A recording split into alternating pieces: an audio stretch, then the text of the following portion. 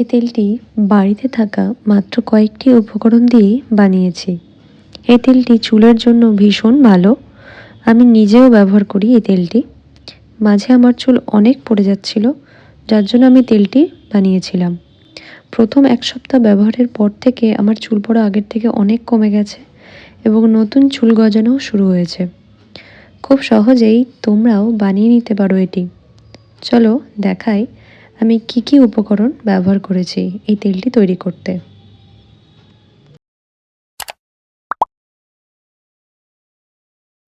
প্রথমে নিয়ে নিয়েছি কারি পাতা। কারি পাতাতে থাকে প্রচুর পরিমাণে অ্যান্টিঅক্সিডেন্ট আর ভিটামিন সি, আমাদের চুলের গোড়ার জন্য ভীষণ উপকার। এরপর নিয়ে নিয়েছি জবা পাতা। জবা পাতায় থাকে প্রচুর পরিমাণে অ্যামিনো অ্যাসিড। এরপর নিয়ে নিয়েছি পেয়ারা পাতা। পেয়ারা পাতায় থাকে ভিটামিন বি, এটি ড্যান্ড্রফের জন্য খুব ভালো। আর নিয়ে নিয়েছি কয়েকটা জবা ফুল। জবা ফুলে থাকে অ্যামিনো অ্যাসিড, ভিটামিন সি, এটি চুলকে নারিশ করতে সাহায্য করে। এবং নিয়ে নিয়েছি কয়েকটা জবা ফুলের কুঁড়ি, তোমরা চাইলে শুধু ফুলও ব্যবহার করতে পারো। আর নিয়ে নিয়েছি মেথি দানা। মেথি দানা আমাদের চুলকে ময়েশ্চার রাখে। আর নিয়ে নিয়েছি ড্রায়েড রোজমেরি লিভস। এখানে এটি একটি প্রধান উপকরণ।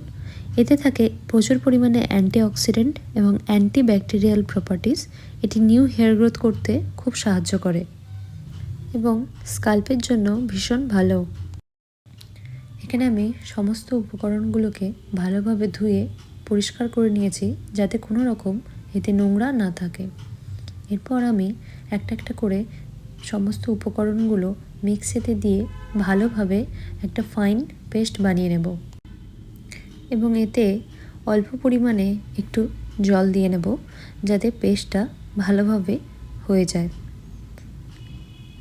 দেখো আমি এটা একটা ফাইন পেস্ট বানিয়ে নিয়েছি, তোমরা দেখতে পাচ্ছ। খুব কিন্তু পাতলা করিনি। খুব বেশি পাতলা হয়ে গেলে আমাদের তেলটা তৈরি করতে অনেকটা সময় লেগে যাবে। এরপর আমি একটি কড়া নিয়ে নিয়েছি এবং তেল হিসাবে এখানে আমি নারকেল তেল ব্যবহার করছি। তোমরা যে কোনো কোম্পানির নারকেল তেল ব্যবহার করতে পারো। আমি এখানে শালিমার নারকেল তেল ব্যবহার করছি।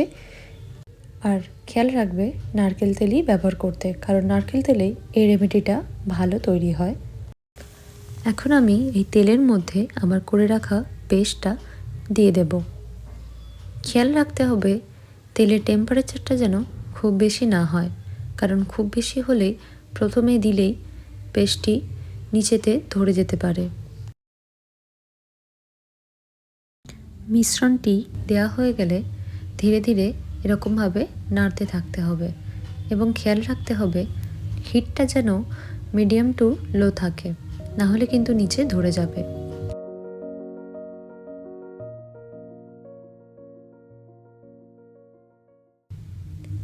তেলটা তৈরি হতে কিছুটা সময় লাগবে। ধৈর্য না হারিয়ে ধীরে ধীরেই তেলটি তৈরি করতে থাকতে হবে। দেখো কিছুক্ষণ পর থেকেই ধীরে ধীরে পেস্টটা থেকে জল শুকিয়ে গেছে এবং তেলটার রং পরিবর্তন হতে শুরু করছে।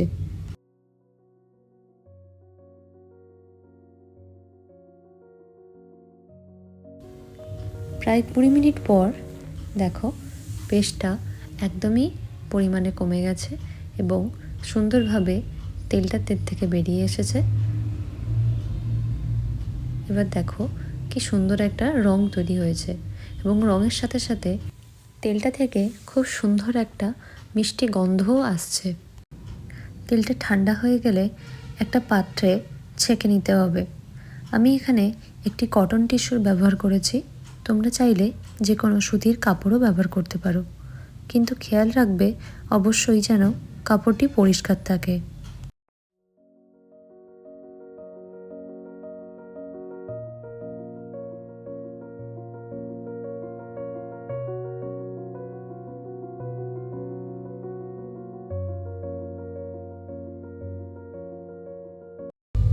ছেঁকে নেওয়া হয়ে গেলে তেলটি সম্পূর্ণভাবে তৈরি ব্যবহারের জন্য। এই তেলটি আপনারা যে কোনো পাত্রে 1 থেকে 2 মাস নর্মাল রুম টেম্পারেচারেও সংরক্ষণ করতে পারেন। একবার এই পদ্ধতিতে বানিয়ে এই তেলটি আপনারা ব্যবহার করে দেখুন, আপনারা অবশ্যই ভালো ফল পাবেন। নমস্কার, আজকের ভিডিও এই পর্যন্তই।